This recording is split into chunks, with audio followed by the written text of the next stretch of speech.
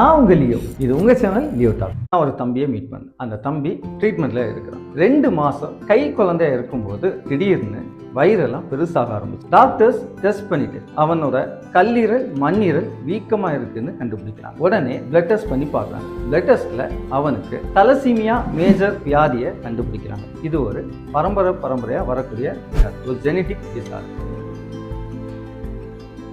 இந்த வியாதியில என்ன நடக்கும்னா, நம்ம உடம்புல இருக்கக்கூடிய ஹீமோகுளோபின் சிகப்பு அணுக்கள் சீக்கிரமா அழிஞ்சு போயிடும். நார்மலா 120 நாள் நம்ம உடம்புல ரத்தம் இருந்து அப்புறம் தான் அழிஞ்சு போகும். ஆனா இந்த வியாதி இருக்கிறவங்களுக்கு ஒரு மாசத்துக்குள்ளாரியே சீக்கிரமா அது அழிஞ்சு போறதுனால ரத்தத்தோட ஹீமோகுளோபின் லெவல் ரொம்ப குறைவா இருக்கும். ஸோ சிவியர் அனீமியான்னு சொல்லுவாங்க. ரத்த சோகை ஏற்பட்டு ரொம்ப கஷ்டப்படுவாங்க. இவங்களுக்கு மாசம் ரெகுலரா வெளியில இருந்து ரத்தத்தை டிரான்ஸ்ஃபியூஸ் பண்ணி ஆகும். டிரான்ஸ்ஃபியூஸ் பண்ணா மட்டும்தான் அவங்களோட ஹீமோகுளோபின் லெவலை நம்ம மெயின்டைன் பண்ணி வைக்க முடியும். தொடர்ந்து பிளட் டிரான்ஸ்ஃபியூஷன் பண்ணிட்டு இருக்கும்போது நம்ம உடம்புல அயன் லோடு அதிகமாகிட்டே போயிட்டு இருக்கும். இது என்ன பண்ணும்னா, நம்மளோட ஹார்ட்டை வீக் பண்ணும், நம்மளோட கல்லீரல் மண்ணீரலை பெருசாக்கிட்டு வீக்கத்தை அதிகரிச்சுட்டே இருக்கும். இதுதான் இந்த தம்பியோட வாழ்க்கையில நடக்கும். இந்த தலசீமியாவுக்கு ஒரே ஒரு அட்வான்ஸ் ட்ரீட்மெண்ட் இருக்கு. அது என்னன்னா, எலும்பு மஞ்சை மாற்று சிகிச்சை, போன் மேரோ டிரான்ஸ்பிளான்டேஷன். அது ஈஸியா உடனே பண்ண முடியாது.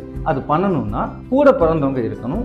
அவங்க கூட 10க்கு 10 ஆன்டிஜன் மேட்ச்டு டோனர் இருக்கணும். அது கூட பிறந்தவங்க கூட அதிகமான சான்சஸ் இருக்கும். இந்த தம்பி அவங்க வீட்டில் அவங்க அப்பா அம்மாவுக்கு ஒரே ஒரு பையன். ஸோ அவங்கள நம்ம டோனரா வச்சிருக்கலாம் அப்படின்னா அதுல நிறைய லைஃப் ரிஸ்க் இருக்கு. தன்னோட உயிரை காப்பாற்ற வேற வழியே இல்லையா அப்படின்னு அவனும் அவங்க பேரண்ட்ஸும் ரொம்ப கஷ்டத்துல இருக்கும்போது போன் மேரோ டிரான்ஸ்பிளான்ட் பண்ணலான்னு ஒரு முயற்சியா அந்த தம்பிக்கு ட்ரீட்மெண்ட்டை ஸ்டார்ட் பண்ணுறாங்க. அந்த போன் மேரோ டிரான்ஸ்பிளான்டேஷன் ட்ரீட்மெண்ட்டும் ஸ்டார்ட் ஆயிடுச்சு. ட்ரீட்மெண்ட்டும் நல்லபடியாக போயிட்டு. ஆனால் அந்த தம்பியோட WBC, HB, பிளேட்லெட் இந்த அணுக்கள் இம்ப்ரூவ் ஆகவே இல்லை. கொஞ்சம் கொஞ்சமாக அவனுக்கு இன்ஃபெக்ஷன் அவன் உடம்புல வர ஆரம்பிக்கும். இப்போ அவன் ரொம்ப மனசு உடைஞ்சு போய் இருக்கான். டாக்டர்ஸ் பிளட் டெஸ்ட் பார்க்கும்போது சொல்கிறாங்க, ஒருவேளை இந்த தம்பியோட உடம்புல அவங்க அப்பாவோட செல் அது ஏற்றுக்கல, இந்த BMT கிட்டத்தட்ட ஃபெயிலியர் மாதிரி இருக்கு அப்படின்னு சொல்லிட்டாங்க. இந்த தம்பி மனசு சுத்தமாக உடஞ்சே போயிட்டு. அவங்க அம்மா ரொம்ப அழ ஆரம்பிக்கிறாங்க. அவங்க அப்பா அதுக்கு மேலே ரொம்ப ஃபீல் பண்ணுறாங்க. இவ்வளோ கஷ்டப்பட்டு இவ்வளோ செலவு பண்ணி இந்த ட்ரீட்மெண்ட்டை ஸ்டார்ட் பண்ணும்போது சரி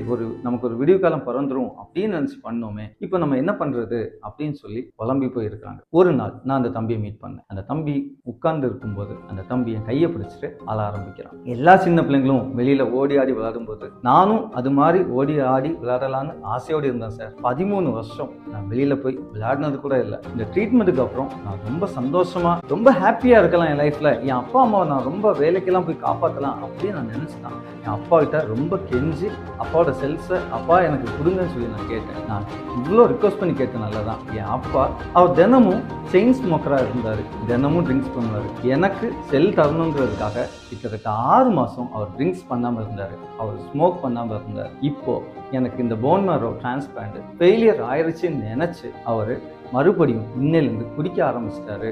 நான் அந்த தம்பி கிட்ட சரி நீ கவலைப்படாத சொல்லி அந்த தம்பிக்கு ரொம்ப மென்டலி சப்போர்ட் பண்ணிட்டு நான் அந்த இடத்த விட்டு கிளம்பி வந்தேன். ஒவ்வொரு இருண்ட காலத்துக்கும் பின்னாடி ஒரு நல்ல ஒரு வசந்த காலம் நிச்சயமா உண்டு.